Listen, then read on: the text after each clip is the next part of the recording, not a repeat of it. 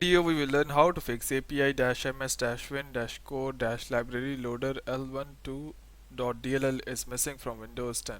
So let's begin. DLL error, it is really simple. First what you need to do is just go in the description. I would paste this link and you need to just go and click on this link to be here.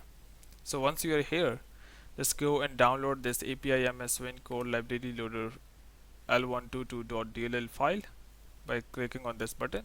Now click on I am not reboard, and here just go and click here to download the DLL file.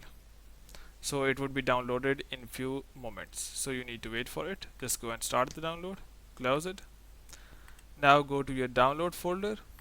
Here we are in the compressed. You can see here we have the file. Now just go and extract this file. So here we have the file, so you can see the file. Now first we would solve the problem for 32-bit operating system.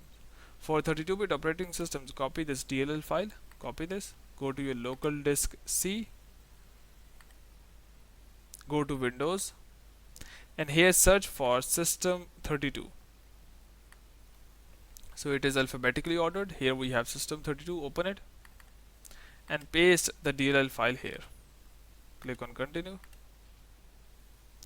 Now the problem for 32-bit operating system has been solved. Now we will solve the problem for 64-bit operating systems. So for the 64-bit operating systems, go to your folder, copy this DLL file, copy it,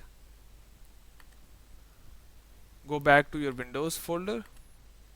First paste this DLL file and sys-wow64 folder. Here we have, paste it here,